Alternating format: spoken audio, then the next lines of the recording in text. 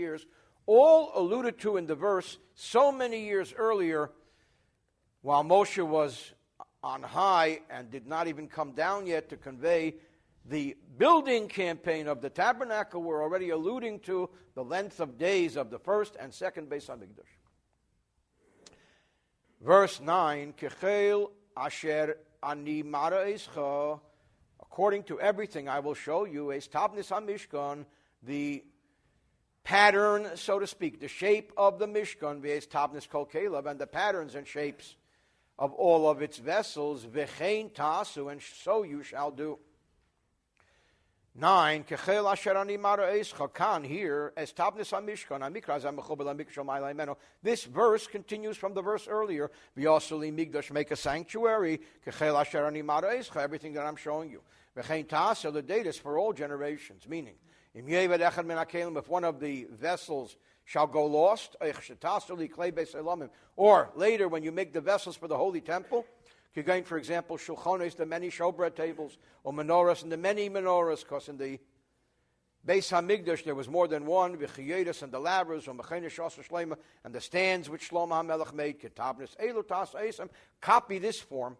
If it had not been attached to the earlier verse, he didn't have to write v'chein tasu, elakein tasu, so you shall do. It would speak about the making of the tabernacle, but here v'chein tasu, it alludes to all the future designs which you shall make, even for the future Beis Hamikdash.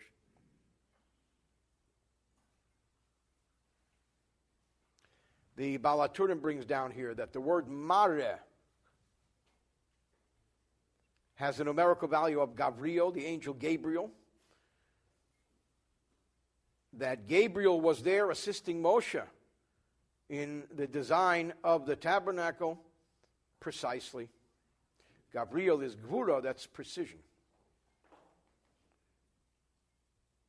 The Baal HaTurim also brings down that there is the repetition of the idea of tasu, you shall make, you shall make, you shall make. And the fact is that there are some 10 times that it's brought down tasu, corresponding to the 10 utterances with which the world was created. So we create the Mishkan to cause the world to survive. Now we come to item 1. Item 1 is the ark. This book that we use here is the Tabernacle. There are many books that show many pictures, but as we get to the ark, I'm going to try and hold this up. This is a picture of the ark redesigned for this book, the way it was in the Tabernacle, and we're going to see pictures of how it's made up, but of course it was made up of acacia wood, covered with pure gold. Above the ark we have the cherubim, and we're going to learn all about this design. So he says now in verse 10, V'yosu arein, they shall make an ark, atzei shitim, of acacia wood. What are the dimensions? What's the size? Amosayim b'chetzi orkei, 2.5 cubits long. V'yama b'chetzi rochbei, 2.5 cubits wide. V'yama b'chetzi kemosei, and 2.5 cubits high. So it's 1.5. Just wanted to see if you're listening. Verse 10, V'yosu arein, ki inyan arein she'esim b'lei raglayim. These are like chests that are made without feet.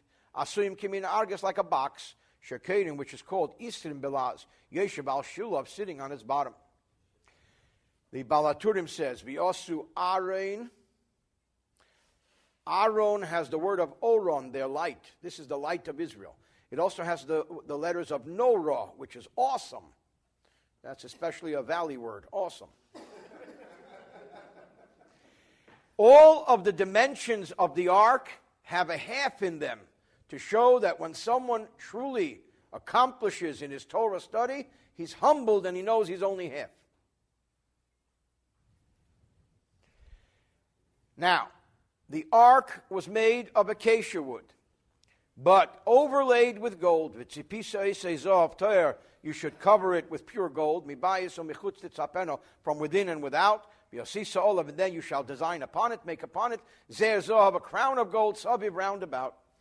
And here, Rashi explains, let me first show you the picture,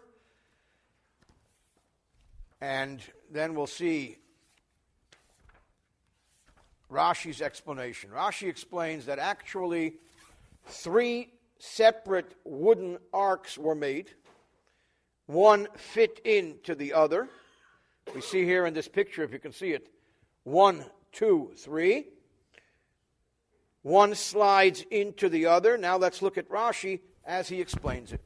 11, also Bezalel, that Bezalel, who was the chief craftsman, he made 3 arks.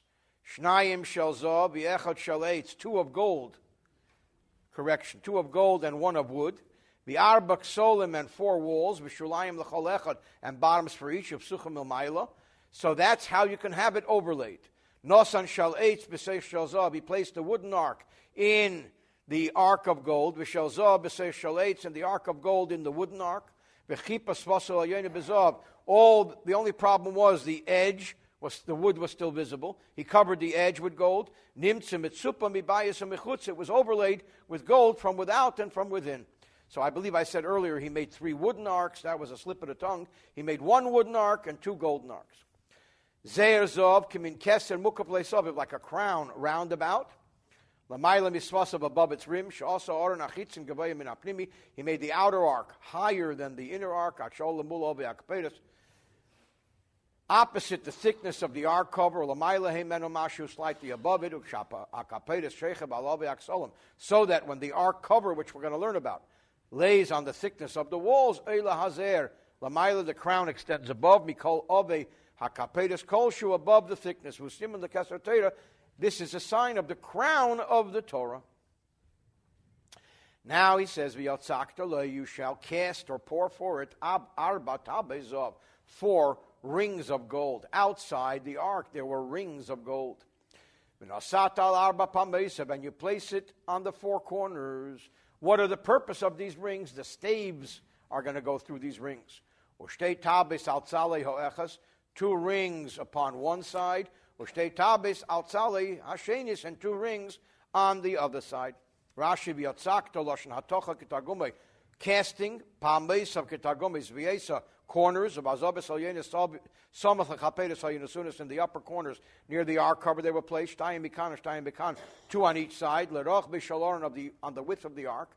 V'habadim nesunim bohem, and the staves were inserted within these rings. V'yorke shaloron mapsik ben habadim, and the length of the ark came between the 2 staves. Amasayim v'chetzi ben bad lebad. So therefore there were 2.5 cubits between each stave. So that 2 people who carry the ark can walk between them. That is what it is explained in the tractate Menachos, in the portion of the 2 lechem. Those are the 4 rings, the same rings. He explains where they go. This vav is extra. It's a poetic vav. 2 of the above, Sali is a side. So now let's look at the picture. First of all, in this picture, we see the rings. And here we see the staves going through the rings. And those staves were never removed from the rings. They always, in the tabernacle, remained in the rings. Here you have a view of the top of the ark, which we've not really gotten into yet. Okay, verse 13. Now that we have the rings, you make staves of acacia wood with tzipisa isam zohav, and you overlay the staves as well with gold. So here, in the original picture I showed, we have the golden staves going through the golden rings, carrying the golden ark. Rashi bade meite, staves. 14, vehevesas habadim batabois. You then place the staves into the rings. Outside at the sides of the ark, losses, they are simply utilized to carry es ha'orein bohem, to bear the ark with them.